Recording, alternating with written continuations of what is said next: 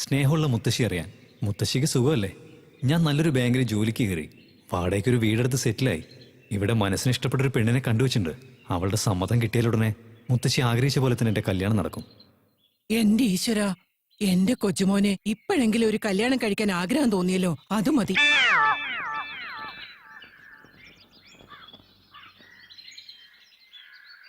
ഈ ബിസ്ക്കറ്റ് ഇട്ട് കൊടുത്ത് ഈ പട്ടിയെ വശത്താക്കിയ ദിവ്യയും സെറ്റായ പോലെ തന്നെയല്ലേ? ഇതെങ്ങനെയെങ്കിലും ഒന്ന് റെഡിയാക്കണം.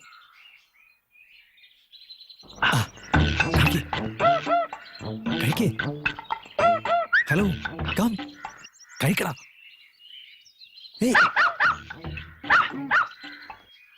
വേ കഴിക്കേ, ബഹളം വെക്കലേ.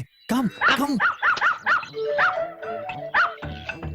കം ഡാ, കമോൺ. ഞാനോ? ഒച്ചുണ്ടാക്കല്ലേ. ഹേയ് വാടാ, ഷട്ട് അപ്പ്. വാ, കമോൺ. വാ, കമോൺ. അയ്യോ, കമോൺ. അയ്യോ, എങ്ങനെയാ ഇപ്പൊ ഞാൻ? വാടാ, കം. നിക്ക്, ഇപ്പൊ വരാം. ഇത് അവളെക്കാളും വാശി കാണിക്കാണല്ലോ. നടപടിയാവില്ല. വന്നല്ലോ. നിങ്ങള് വിളിച്ചപ്പോ ഞാൻ വരാൻ പറ്റില്ലെന്ന് പറയാൻ പറ്റാത്തതുകൊണ്ട് വന്നത്. അയ്യോ അതല്ല, നിങ്ങൾ എന്നെ ഇങ്ങനെയും അങ്ങനെയല്ല, അങ്ങനെയും ഒക്കെ വിളിക്കാനുള്ള സമയം കഴിഞ്ഞു പോയില്ലേ? അയ്യോ, ഞാൻ വിളിച്ചത് നിങ്ങളെയല്ല. നിങ്ങൾക്കറിയോ, എന്റെ കോളേജ് സമയത്ത് എല്ലാവരും എന്നെ ശ്രീദേവി എന്ന് കൊഞ്ചലോടെ വിളിക്കുമായിരുന്നു.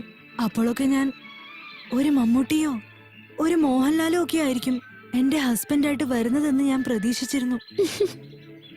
ബട്ട് എന്റെ പ്രതീക്ഷകളെല്ലാം തെറ്റി. ആ മണ്ടൻ രാജപ്പന്റെ മുന്നിൽ എന്റെ കഴുത്ത് നീട്ടിക്കൊടുക്കേണ്ട അവസ്ഥ വന്നു. ഇപ്പൊ നിങ്ങൾ എന്നെ വാ എന്ന് പറഞ്ഞു വിളിച്ചാലും അതിനുള്ള സ്വാതന്ത്ര്യം എനിക്കില്ല. ഞാൻ കമ്മിറ്റഡ് ആയി പോയി.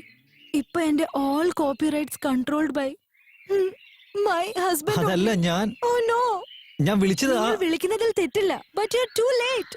20 വർഷങ്ങൾക്ക് മുൻപ് നിങ്ങൾ വിളിച്ചിരുന്നെങ്കിൽ ഒരു പക്ഷെ നിങ്ങൾക്ക് ആ ഒരു ചാൻസ് കിട്ടുമായിരുന്നു. പക്ഷെ ഇപ്പൊ എന്റെ ജീവിതം എന്റെ ഭർത്താവിന്റെ സൂട്ട് കേസിന്റെ അകത്തിരിക്കുക. അതിന്റെ ചാവിയാണെങ്കിൽ അങ്ങേരുടെ പോക്കറ്റിന്റെ അകത്തിരിക്കുക. ഇപ്പൊ എന്റെ ജീവിതം ഉണ്ടല്ലോ, ആ സൂട്ട് കേസിന് മാത്രം സ്വന്തം. ഇനി ഒന്നും പറയരുത്, എന്നെ കൊണ്ട് സഹിക്കാൻ പറ്റില്ല. അയ്യോ, ഞാൻ പറയുന്നത് മനസ്സിലാക്ക്. വേണ്ടെന്നേ. Excellent, marvellous, beautiful. എന്തൊരു പെർഫോമൻസാ രണ്ടാളും. എടീ, അവൻ കൈ കൊണ്ട് ഇങ്ങനെ കാണിച്ചപ്പോ നീ ഇങ്ങനെ കുണുങ്ങി വന്ന് നിൽക്കുകയാണല്ലോ. നിന്റെ കോപ്പിറൈറ്റ് ഒക്കെ എന്റെ സൂട്ട് കേസിനകത്താ. എന്താടി, ഞാൻ സൂട്ട് കേസ് ആണെങ്കിലേ ഇവനെന്താ VIP ട്രോളി ബാഗ് ആണ്. കുറച്ചു നേരത്തേക്ക് മൂലയിലോട്ട് മാറിക്കടാ. ആരാ കോളനിക്കകത്ത് ഇടിയപ്പം വെക്കുന്നത്? മിസ്റ്റർ രാജപ്പൻ, എന്തിനാണ് ആ പെൺകുട്ടിയെ വെറുതെ സംശയിക്കുന്നത്? വെടിവെച്ച് കൊന്നുകളയേ. മിലിറ്ററിക്കാരനായിട്ട് ഇങ്ങനെ സംസാരിക്കുന്നേ? പട്ടാപ്പകൽ എന്റെ ഭാര്യയെ കൈവീശി ഇങ്ങനെ വിളിച്ചോണ്ടിരിക്കുക. അവനെ എല്ലോടോ വെടിവെച്ച് കൊല്ലണ്ടേ? ഇവിടെ എന്താണ് ഗലാട്ട? ഇവിടെ കൊഴുക്കട്ട. മിണ്ടാതിരിക്കൂ. ആ ചെറുക്കൻ ഒരു തങ്ക കുഴന്തേമാരി നടന്നു പോകുമ്പോ ആരുടെയും മുഖത്ത് നോക്കില്ല. പിന്നെ എതുക്ക് ചീത്ത പറയണം? വാ മൂടുങ്കോ. ഈ കോളനി മൊത്തം ഡബിംഗ് പടം പോലെയാണല്ലോ, എനിക്കൊന്നും മനസ്സിലാവുന്നില്ല. ആ ചേച്ചിയെ വെറുതെ സംശയിച്ചാണ്ടല്ലോ ഞാനിവിടെ ആത്മഹത്യ. അതിനുള്ള വഴി ഞാൻ പറഞ്ഞു തരാടാ. സമയമാകുമ്പോ നീ എന്റെ അടുത്തേക്ക് വന്നാ മതി. നോക്കി, ഇവരെനിക്ക് പെങ്ങളെ പോലെയാ. എന്നാ തല തൊട്ട് സത്യം ചെയ്യ്. തല തൊടാൻ പറഞ്ഞപ്പോ അങ്ങോട്ട് ഒഴുകി വീഴുക അല്ലേ? ഇനി സത്യം ചെയ്യ്. സത്യമായിട്ടും. എന്നാ ഈ ലോകത്തുള്ള പെണ്ണുങ്ങളെല്ലാം നിന്റെ സിസ്റ്റേഴ്സ് ആണെന്ന് സത്യം ചെയ്യ്. അയ്യോ, ഞാൻ കെട്ടാൻ പോകുന്ന പെണ്ണൊഴിച്ച് ബാക്കി എല്ലാം എന്റെ സിസ്റ്റേഴ്സ് തന്നെയാ. നീ കെട്ടാൻ പോകുന്ന പെണ്ണ് എന്റെ ഭാര്യ ആയിരിക്കില്ല എന്ന് സത്യം ചെയ്യടാ. അയ്യോ എന്റെ പൊന്നിയേട്ടാ, സത്യമായിട്ടും ഇല്ല. വീട്ടിൽ വാ, ഞാൻ കാണിച്ചു തരാം. ചേച്ചി ഒന്നും ഓർത്ത് വിഷമിക്കണ്ട, എല്ലാം ഞാൻ നോക്കിക്കോളാം. അളിയ, എന്റെ വൈഫ് ഇപ്പൊ എന്താ പറഞ്ഞിട്ട് പോയേ? കണ്ണി തുപ്പി.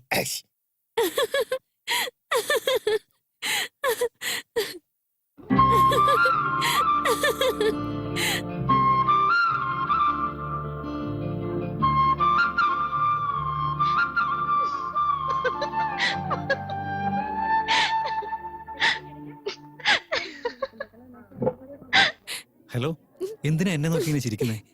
ഒന്നുമില്ല, എന്റെ നായ്ക്കുട്ടിക്ക് ബിസ്ക്കറ്റ് കൊടുക്കാൻ വേണ്ടി നിങ്ങൾ അതിനെ വിളിച്ചപ്പോ രാജപ്പന്റെ വൈഫ് തെറ്റിദ്ധരിച്ച് നിങ്ങളടുത്ത് വന്നില്ലേ? ഞാൻ അതൊക്കെ ഇങ്ങനെ ആലോചിച്ചിരിക്കുകയായിരുന്നു. എന്റെ ഭാഗ്യം, നിങ്ങൾക്ക് എന്തെങ്കിലും മനസ്സിലായല്ലോ, അത് മതി. അതൊക്കെ പോട്ടെ, നിങ്ങൾ എന്താ ഇവിടെ? എനിക്ക് നല്ല ഭംഗിയുള്ള ഒരു സാരി വേണം. സാരിയോ? നിങ്ങൾക്ക് ചേച്ചി അനിയത്തി ആരും ഇല്ലെന്നല്ലേ പറഞ്ഞത്? അതെ, ഇല്ല. ഞാൻ സാരി വേണമെന്ന് പറഞ്ഞ് എനിക്ക് ഇഷ്ടപ്പെട്ട സുന്ദരിയായ ഒരു പെണ്ണിനാ. ഗേൾ ഫ്രണ്ടിനാണോ? എന്റെ മനസ്സിന് ഇഷ്ടപ്പെട്ട ഒരാൾക്കാ. അപ്പൊ അവരെയും കൂട്ടി ഇങ്ങോട്ട് വരായിരുന്നില്ലേ? ഇവിടെ തന്നെയുള്ള ആളെ എങ്ങനെ കൂട്ടിക്കൊണ്ടുവരാനാ? ഇവിടെ ഇവിടെ ഇവിടെ അവൾക്ക് ഇതിനെ കുറിച്ചൊന്നും അറിയില്ല. ഇപ്പൊ എന്തായാലും എനിക്ക് മാത്രമേ അറിയൂ. ശരി പറ, ഏത് ടൈപ്പ് സാരിയാ വേണ്ടത്? ഉം, ഇത് വിപ്പിൾ സാരീസ്. ഞാനൊരു രാവിൽ അല്ല, നിങ്ങളൊരു ലേഡി അല്ലേ, നിങ്ങൾ ഇതിനെ നോക്കി സെലക്ട് ചെയ്തോ. എന്ന് ശരി പറ, അവരെ കാണാൻ എങ്ങനെയാ? കറക്റ്റ് നിങ്ങളുടെ അതേ നിറം. നിങ്ങളുടെ മനസ്സിന് ഇഷ്ടപ്പെട്ടത് സെലക്ട് ചെയ്തോ. ദാ ഇത് നോക്കിയേ. ഉം. അപ്പൊ ഇതോ? വേ. ഇതെങ്ങനെയുണ്ട്? വേറെ ഏതെങ്കിലും ഡിസൈൻ കാണിക്കുന്നേ. ഇത് ഓക്കെയാണോ? ഈ സാരികൾ കാണാൻ ഒരു രസവുമില്ല. ശരി സർ, നിങ്ങൾ എന്നെ സെലക്ട് ചെയ്തോ. അയ്യോ, ഞാൻ പറഞ്ഞത് ഫീൽ ചെയ്തോ. അതൊക്കെ വിട്ടേക്ക് പ്ലീസ്. നിങ്ങളിങ്ങനെ ഓരോ സാരി എടുത്ത് കാണിക്കുമ്പോൾ ഞാനൊക്കെ കൺഫ്യൂസ്ഡ് ആവുക. അതുകൊണ്ട് ഈ സാരിയൊക്കെ ശരിക്കും വിടർത്തി ഈ അഡ്വർടൈസ്മെന്റിലൊക്കെ പെൺകുട്ടികൾ തോളത്ത് സാരി വെച്ച് പോസ് കൊടുക്കൂലേ, അങ്ങനെയൊന്ന് കാണിച്ചു തരാണെങ്കിൽ സെലക്ട് ചെയ്യുന്നത് ഈസി ആവുമല്ലോ. ഓക്കെ.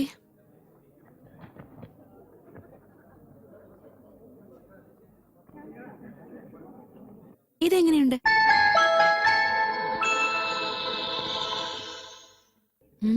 ഹലോ ഹലോ, സ്വപ്നം കാണാണോ? ഭാവി വധുവിനെ കുറിച്ചുള്ള സ്വപ്നമൊക്കെ വിട്ടിട്ട് ഈ സാരി അവർക്ക് ചേരുവോന്നൊന്ന് പറ. മാർവലസ്. എന്റെ അമ്മേ, നിങ്ങള് ഭയങ്കര ലക്കിയാണ് കേട്ടോ. ഈ ഡിസൈനിൽ ഈ ഒരു സാരി മാത്രമേ ഉള്ളൂ. You very very lucky. ഞാൻ എപ്പോഴും ലക്കി തന്നെയാ. എന്നിറങ്ങട്ടെ.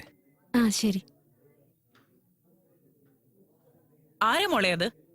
നിന്റെ സൗന്ദര്യത്തെ കുറിച്ചൊന്ന് സൂചിപ്പിച്ച് പറഞ്ഞു കഴിഞ്ഞിട്ട് സാരിയും വാങ്ങിച്ചൊരു പൂവാലിനെ പോലെ പോകുന്നുണ്ടല്ലോ. ഛേ, അയാൾ അങ്ങനെയുള്ള ഒരാളല്ല മാഡം. എന്റെ വീടിനടുത്താ താമസിക്കുന്നേ. ഓ, അങ്ങനെയാണോ? ആള് ഭയങ്കര പാവാ, മനസ്സിലൊന്നും വെച്ചേക്കില്ല. എപ്പോഴും എന്തെങ്കിലുമൊക്കെ പറഞ്ഞുകൊണ്ടിരിക്കും. കൊള്ളാവല്ലോ, വാദോരാതെ പറയുന്നുണ്ട്. അമ്മക്കുട്ടി, വേലക്കാരോട് പറഞ്ഞ കൊണ്ടുപോകാനുള്ള സാധനങ്ങളൊക്കെ കൃത്യമായിട്ട് അടുക്കി വെക്കാൻ പറ. എടാ ഇസ്തിരി, പിക്നിക്കിന് കൊണ്ടുപോകാനുള്ള ഷീറ്റും ബാക്കിയുള്ള സാധനങ്ങളൊക്കെ നന്നായിട്ട് തേച്ച് മടക്കി കൊണ്ടുപോവാ. പക്ഷെ എനിക്ക് ഫ്രണ്ട് സീറ്റ് തരണം. ഡോണ്ട് വരി, ഡ്രൈവറെ ഇറക്കി വിട്ട് നിന്നെ ആ സീറ്റിൽ ഇരുത്താം. അതെ മോളെ, എന്താ റെഡി ആയിട്ടുള്ളേ? ഞാനുണ്ട്. നിന്റെ കാര്യമല്ല, ബാക്കിയുള്ള ഐറ്റംസ്. അതാണോ ചേട്ടാ?